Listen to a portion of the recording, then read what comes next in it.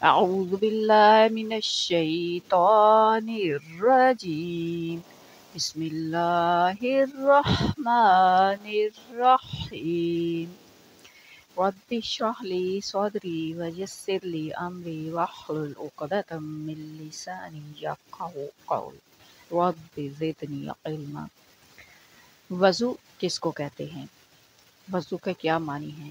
اور لفظ وضو اور وضو اگر واو زبر کے ساتھ ہے اور واو پیش کے ساتھ ہے تو اس میں کیا فرق ہے؟ یہ دو جو لفظ ہیں دو مختلف ہیں، تو ان میں کیا فرق ہے؟ تو اس سارے کی تفصیل آج ہم پڑھیں گے۔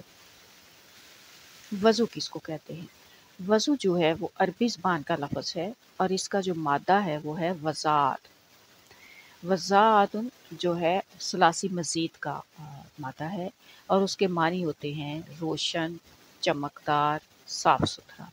اور جب ہم کہتے ہیں وضاعت یضوح وضاعن وضاعتن، تو ان سب الفاظ کے معنی ہوتے ہیں حسن اور صفائی میں کسی پر فوقیت لے جانا، یعنی کہ حسن اور صفائی میں دوسروں سے آگے نکل جانا، ایسی عادت ہونا یا ایسا کام کرنا جو دوسروں سے آپ کو الگ کر دے، آگے لے جائے، یعنی اس دوڑ میں آگے نکلنا۔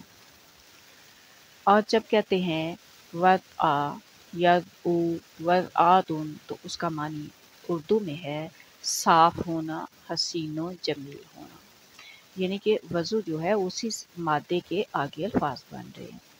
جب کہتے ہیں متوضی علی وضوء، تو اس کا معنی اردو میں ہوتا ہے با وضو ہونا۔ اور جب کہتے ہیں اسبغ الوضوء، تو اس کا مطلب ہے، اس کا معنی جو اردو میں ہے ہر عضو کو اچھی طرح دھونا۔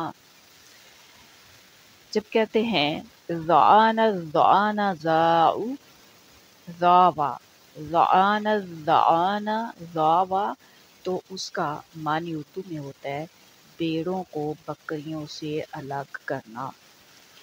جب کہتے ہیں نقض الوضوء، تو ناقضہ یعنی توڑ دینا، وضو کو توڑ دینا یا ختم کر دینا، پاکیزگی کو ختم کر دینا، پاکی کو ختم کر دینا۔ اور جب کہتے ہیں متوضعن، تو اس کا معنی ہوتا ہے وضو خانہ، غسل خانہ، یعنی عربی میں اگر آپ کا جو غسل خانہ اردو میں جس کو غسل خانہ کہتے ہیں یا جہاں وضو کرتے ہیں وضو خانہ، اس کو عربی میں متوضعن کہتے ہیں۔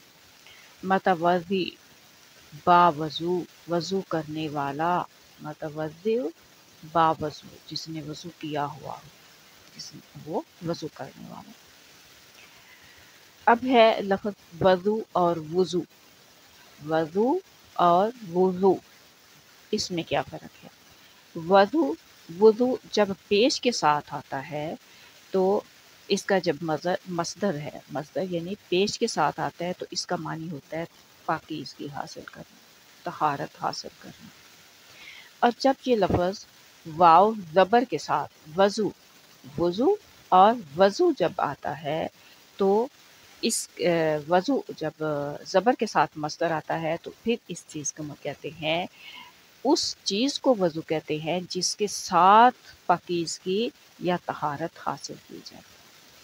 دیکھیے فرق، جب پیش کے ساتھ وضو کا مصدر آئے گا تو اس کا معنی ہے پاکیزگی حاصل کرنا، طہارت حاصل کرنا، اور جب زبر کے ساتھ وضو کا مصدر آئے گا تو اس کا معنی ہوگا وہ چیز جس سے پاکیزگی حاصل کی گئی، یعنی کہ جیسے پانی ہے، پانی سے وضو کیا گیا ہے، پانی سے پاکیزگی حاصل کی گئی ہے، تو واو زبر کے ساتھ جب مصدر آئے گا تو پھر اس کا مطلب ہوگا وہ چیز جس سے پاکیزگی حاصل کی گئی ہے۔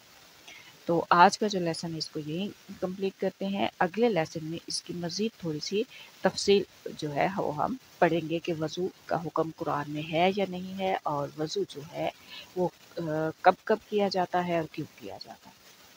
تو آج کے لیے کمپلیٹ کرتے ہیں۔ السلام علیکم۔